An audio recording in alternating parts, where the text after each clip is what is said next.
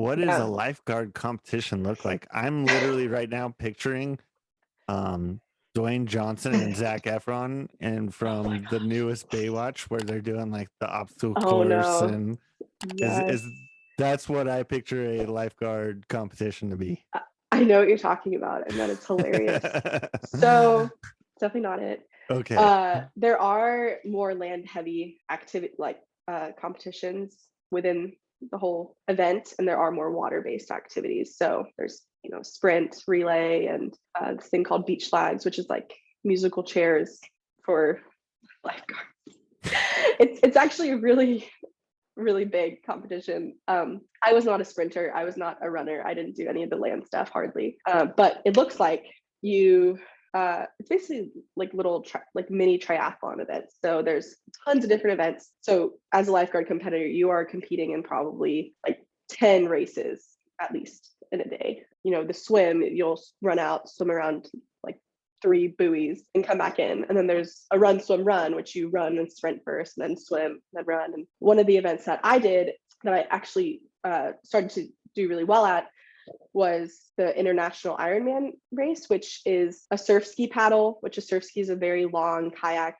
The surf ski is a really big thing in Australia and South Africa, and it's getting bigger here, the sport. But yeah, so the surf ski is long kayak. You can go super fast on it. It's pretty tricky when you're first starting out. I've had tons of horribly frustrating days learning out when I was first learning, just getting swept down the beach with the wind or whatever.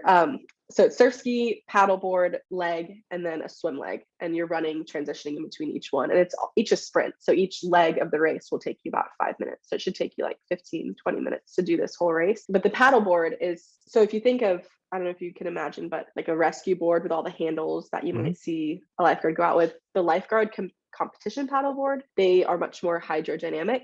They are a lot lighter. There's only 4 handles total. Pretty much everything in the competition that you're doing is to mirror events that like actual rescues, but just faster. You've got the gear that is going to be much more hydrodynamic. It's a huge sport in Australia. They are definitely the leaders in this sport. It's called Surf Lifesaving there, and it's like on par with football there. Oh, Like it's a they've big deal. yeah, and it's a professional sport. People get paid. Oh wow. So Yeah. we have an American team that goes and competes in this now, and you got to Yeah, be on it? I got to be on it. It was crazy. I trained super hard. Well, so after spending time with that girl in Australia, those 2 weeks, I came home and really started swimming more because I swim in high school.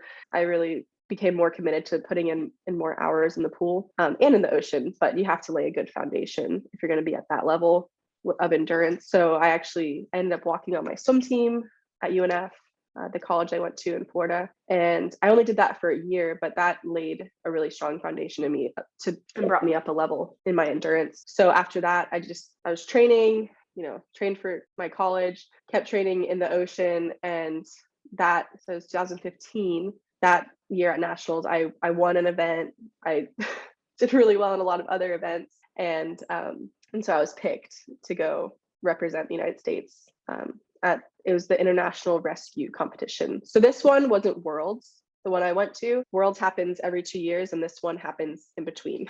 Hmm. And so I got to go to that, and after that, I decided to stay for a few months extra. I took off that semester from school, and I continued training with the little local beach there. So first time Adelaide, then Sydney, and then I was up on the Sunshine Coast on the central East Coast, which was really lovely. I really loved being there. But yeah, I got my butt kicked every day, like 10-year-old girls on that next level. And I also surfed a lot. I taught surfing there. I worked for a little surf school. And then at the end of my trip, I got doored in the face. I don't know if you know what that is, No, but please you're explain. like, if you're riding a bike, you gotta watch out for parallel parked cars on the side of the road because they might open their car door in your face. So that happened to me. And so I got a You were really on bad a bike concussion. and you hit a Yeah. car door. Yeah. Someone opened their door by accident in my face. Oh, so Yeah. I know. oh, It was really a bad. concussion. So yeah, I got a really bad concussion. Came home like just kind of trying to figure out what was happening in my brain. Like took off a semester of school. I had been an engineering student before, so everything was scrambled. And so I kept training a bit for that sport, but that's when I transitioned more into surfing again because it just had more rest and longevity in it. The surf lifesaving was a lot of demand on my body, and my body just needed to rest. So